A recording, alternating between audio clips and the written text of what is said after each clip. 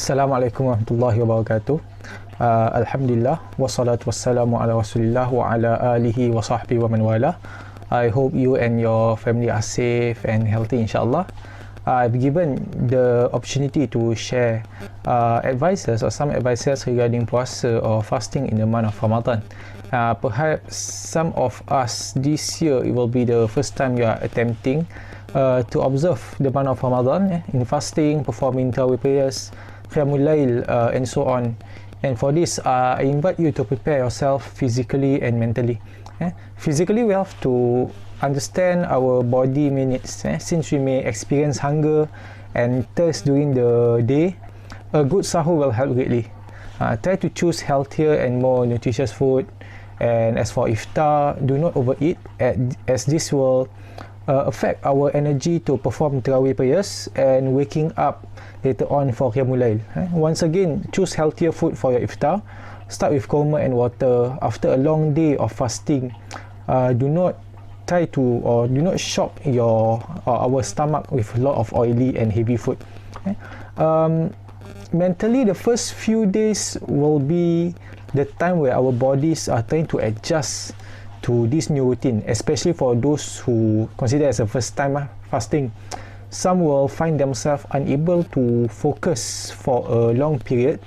You may need to shift from one task to another, or take a few short breaks in between doing work that requires focus. Use our time to zikir, read the Al-Quran, or even household chores like cleaning and so on. It will give ourselves some rest in between work and also shift our focus from the feeling of hunger and thirst, inshallah. Try to also to have positive thoughts. One of the benefits of fasting is to feel the hunger and thirst that others feel even outside for Ramadan. Inshallah, fasting will make us more compassionate and concerned for the poor and needy, and obviously more thankful to Allah subhanahu wa ta'ala for all the rezeki and blessings that we have.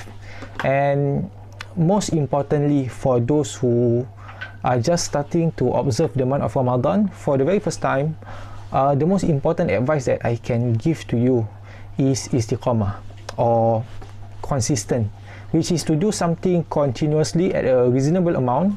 We balance out our ibadah. Balance out your ibadah between reading the Quran, performing the sunnah prayers, the tarawih prayers, your nightly prayers, making dua and zikir to Allah Ta'ala, giving sadaqah and so on. If in the beginning we already push ourselves too hard, we might become too tired and become lazier much sooner.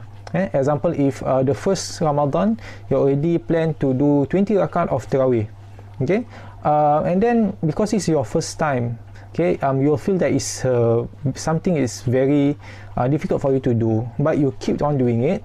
Later on, maybe for the first, second or third day, you manage to do it lah. You manage to perform 20 rakats, but afterwards it will be very difficult, and then sometimes na'udzubillah lah, you might just leave it. You tak buat tarawih at all.